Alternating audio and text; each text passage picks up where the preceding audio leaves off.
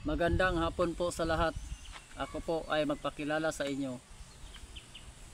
Di ko lang sasabihin sa inyo po o anong totoong pangalan ko kasi mahirap na. Baka makulang pa tayo sa iba kung may ibang makakalam sa pangalan natin. Ang tawagan nila sa akin dito sa amin, Boss Winston lang.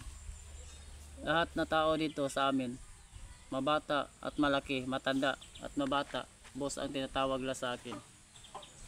Ito yung pangyayari sa buhay ko. Una, ito yung nangyari. Simpleng tao lang po ako dati. Hindi nakapagtapos ng pag-aral. 6 kaming magkakapatid. Ako lang yung hindi nakapagtapos, pero nagsikap.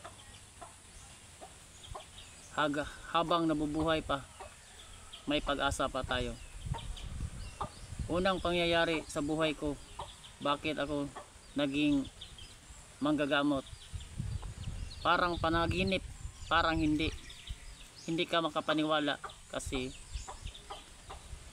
kung kayo ang makaalam, parang hindi kayo maniwala, pero para sa akin totoo ang nangyari.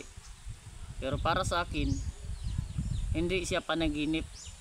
May kausap akong tao na malaki, pero wala akong taong nakita. 12 ng gabi, galing ako lumabas, nag-CR.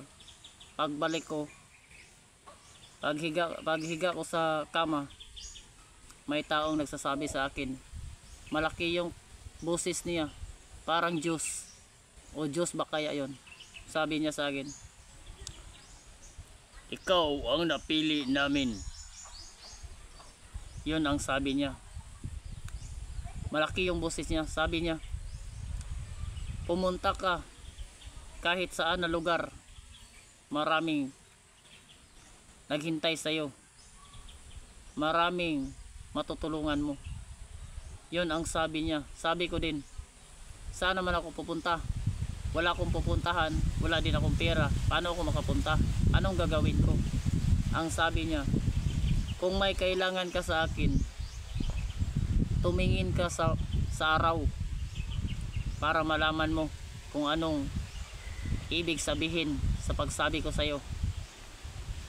So, hindi ko alam na ano ba yun, damgo ba yun o ano lang, panaginip or totoo ba o hindi. Kasi wala akong taong nakita, pero may boses ako at nag-usap kami. Ang sabi niya, pumunta ka sa ibang lugar kasi maraming matutulungan mo. Ang sabi ko rin, bakit naman ako pupunta? Wala akong pupuntahan, wala akong kakilalang nasa ibang lugar, tapos wala akong pera. So, yun ang sinabi niya. Bukas ng umaga, pumasok ko sa trabaho. Pagdating sa bukas na umaga, mga 6 ng umaga, lalabas yung araw. Yung araw lumabas. Paglabas ng araw, pumunta sa mata ko, pumasok sa mata ko. Sabi ko, bakit yung araw pumapasok sa mata ko? Makikita ko o gaano kalakas yung araw, gaano kainit. Makikita ko yung liwanag ng araw mawawala pag tumitingin ako. Nagtataka ako. Sabi ko, kaninang gabi may kausap akong tao. Ano kaya yon? Hindi ko alam kung panaginip ba yun, kasi wala akong taong nakikita, pero may taong kausap at naririnig. Kasi hindi ako nakapikit yung mata eh. Nakabuka yung mata ko, hindi nakapikit. Pero wala akong tao makita, boses lang. Pagaling na sa diyan ako sa trabahoan ko, sa shop, diyan ako sa shop. May galing sa taas, may bumaba na malaki, parang plato ba? Parang plato bitaw, yung karaang plato natin noon na sartén. Para siyang plato. Pagbaba niya, kulay niya green kulay. Tiningnan ko, nilapitan ko. Yung green na bumaba sa lupa, tiningnan ko sa mata, nilapitan ko. Paglapit ko, umangat siya eh, umangat. Kasi yung yung tinugpahan ng may murag planganita, may building sa katabi may building. Doon siya. Nilapitan ko. Paglapit ko doon, umangat siya, umangat. Yung building naging green, pero hindi lahat building green. Oh, hindi lahat building green. Umangat siya, umangat. Sinundan ko sa mata ko. Pumunta siya sa ano? Pumunta siya doon sa araw, bumalik sa araw. Pagbalik sa araw, tiningnan ko yung araw. Makita ko rin yung pumapasok na green.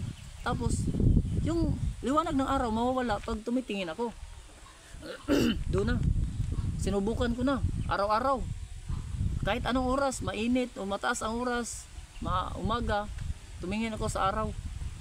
Nagtataka ako. Bakit yung mata ko makatingin sa araw na masulaw man yun? Sabi ko, ano kaya ito? Parang nagtataka na ako. Nagtataka.